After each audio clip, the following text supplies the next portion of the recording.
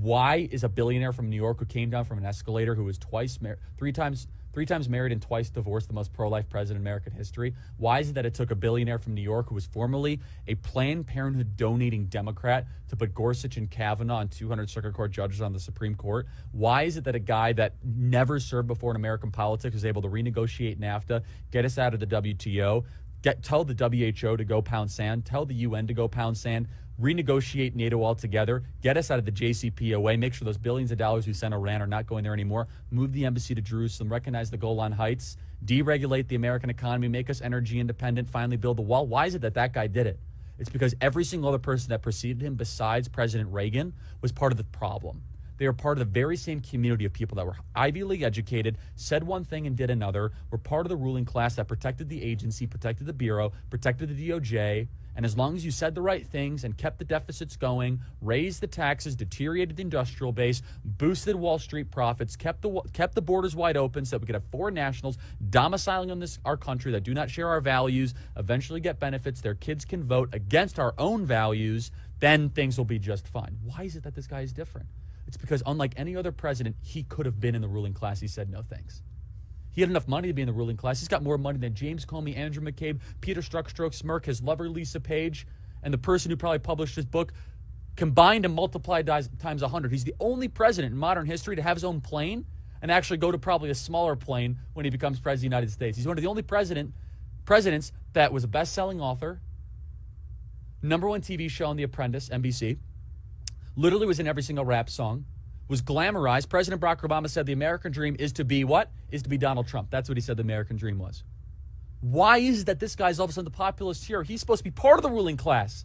It's because he's a defector from it. It's because he was in the dinners, he was in the cocktail parties, he heard the language, he heard the contempt that the ruling class, the Wall Street financiers, the Washington, D.C. lobbyists, and the Silicon Valley elites that he had to be around. He knew the contempt that they had for the plumber, electrician, the carpenter, the bricklayer, and the person building the very same buildings that he was financing. So he took the woman rink mentality, the philosophy that built that woman rink quicker and better than anyone could have imagined, despite the New York City bureaucracy and the municipal burdensome rules. And he said, I'm going to bring this to Washington, D.C., and I'm actually going to do something that a politician has never done before. I'm going to tell you the truth, no matter how brutal and honest it is. I'm going to do what I say I'm going to do. From the time he went down the escalator, he was the only person running for office that talked about China immigration, the two issues that are most affecting our country now. How was this possible? Because he listened to the very people the ruling class hated. He would walk a job site and he would ask them, what's on your mind? He says, man, I'm really worried that we're getting taken over by China. I'm really worried that we're getting too many people in this country. I'm worried I can't pay for health care. He internalized. That's what a populist is, someone who listens to the people. So what makes President Trump different? This is a president who didn't need his job. He's the only president in American history who's going to be poorer after becoming president than before. He's not going to sign a book deal big enough to possibly make up for the gains. His son, investigated by every single authority imaginable, from Bob Mueller to the House Intelligence Committee to Adam Schiff to the Federal Bureau of Investigation, after being set up for that very same meeting.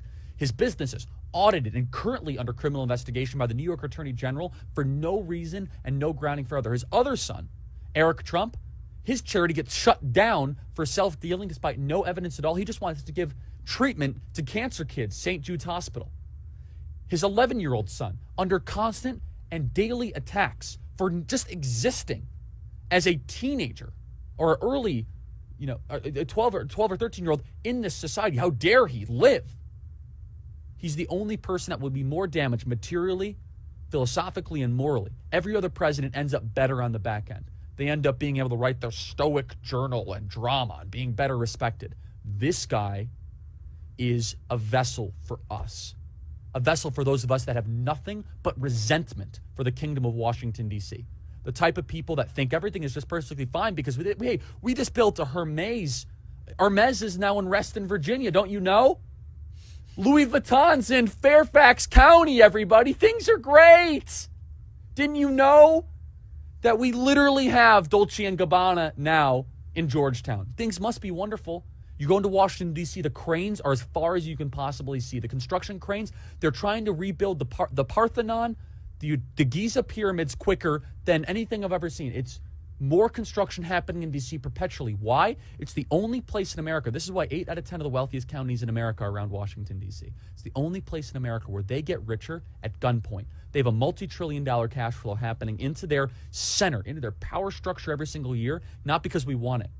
If Chicago and Minneapolis and Detroit, if people get rich there, they have to convince you to buy their products. Maybe it's manufacturing, maybe it's automobiles, maybe it's Best Buy, which is, of course, a Minneapolis company. But Washington, D.C. is different. They do it at gunpoint. This is why Trump is different, and that's why I wrote the book.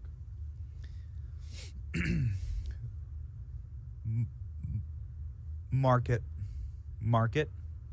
Ladies and gentlemen, you will not hear a better argument for the President of the United States than that 2.5 minutes right there. Cut it, mark it, drop it in.